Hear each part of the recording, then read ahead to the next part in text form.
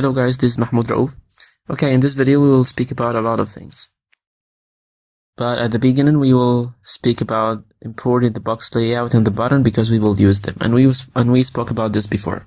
So we will speak about a new class. This class contains a lot of new things, like new methods and new functions that we will speak about.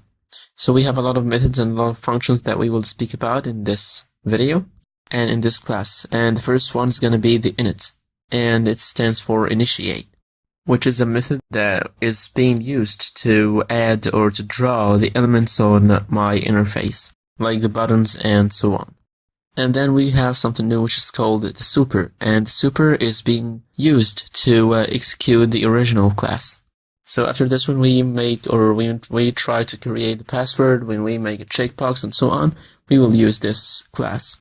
So we will use the super because it's executing these kind of things or these kind of tasks in a fast way and in a creative way. But of course, when we use the super, we will not forget to use the quarks. And we will know about this in the explanation. But all what we need to know right now that all those classes are fixed and they are not changed. And all what changes in these classes is just the name, or the names of the classes. And the import box layout inside of it just to execute it. And then we have the pattern. If we talk about the pattern this way, you will not understand it, so it needs to be explained in a practical way. And we will explain it in a practical way. So it's so simple, and we use it to execute the orders on the left, the right, the top of our window. So if I'm making a box layout and we have a button inside of it or something, and we need to leave a space on the right or something, or on the left, and so on, so we use the pattern. So let's stop talking about it right now because it will be explained practically and it's going to be more useful. Then I will create a new class and I will import our main class, which is the super, and then we will execute a return, and then we will get the function or the fixed function that we have to run our code. So let's go to our editor to check it practically and we will understand it more. At the beginning, we imported the box layout and the buttons, and we have the function that we use to run the code. And we explained this before. So the whole task right now is to make the new class that we have, and let's give it a name. So let's call it class 1, and let's import the box layout inside of it. Then we will write def 2 underscores init 2 underscores. And let's give it the self, works. Then let's create our super class and let's put inside of it the name of the class. And then let's add self. Then let's write dot init. Then let's put the works right here. So now we finished our function that we need. And we said what the init is being used for and what the super is being used for. And we said that we should not forget, or we cannot forget the works while using the super. Then we will create a button and let's give it a name. So let's create our button and let's give it a text. So let's call the button, for example, Mahmoud Raouf. Then let's add our button on our widget. So let's add self.add widget. And we will use the add widget a lot in the next videos, by the way, when we need to add a button or a label on our window. Then let's create the class that we learned about before. And let's name it, for example, class 2. Then let's import our app.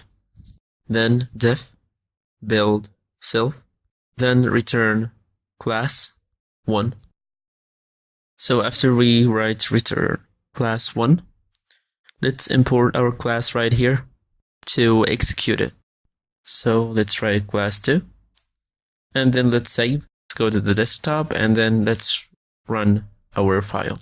And as we see, it added, the button has been added on our widget. So we didn't make a size or we didn't make pass, we didn't do anything else. All we needed just to know about this function and how to use it. So that was a method that is being used to add the buttons on our widget or on our layout. Then we executed this method right here to execute our class, and we should not or we cannot forget about the quirks. Then we created a new button and we drew it on our layout. or on our window. And that was with a new way, or by a new way, which is the self.add widget. Then we created a class and we imported our new class inside of it.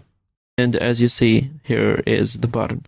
So what if I want to leave a space between the button and the right side and the left side in the same amount of pixels or with the same distance? So we will use a new way, which is self.pattern, and let's give it a value, for example, as 100. So let's save it and let's run the file again. So here we go. As you see, it left a pattern between, or it made a pattern between the lines of the window, or the borders of the window and the borders of the button by 100 from the whole sides. As you see, it's all equal. Okay, let's go back to our editor and let's make it, for example, 200. So this is the whole task of the pattern. So let's save it and let's go to our desktop and run our file. And here we go. The distance between the borders of the button and the borders of the window became 200 by the same distance from the whole sides. So right here, let's go back to our editor and recap. So we talked about our new class, about the init, the super, the quirks. We knew about how to add a new button on our layout using add widget. And we used the pattern, and so we learned a lot of things, and we will use this class in many other projects or in many other codes that we will use in the big projects. And the required tasks will be executed easily using this class right here without any problems. So we learned a lot of stuff, guys, and we will learn more in the next videos when we use this practically in more projects. Thank you, guys. I hope that you enjoyed the video, and see you in the next video.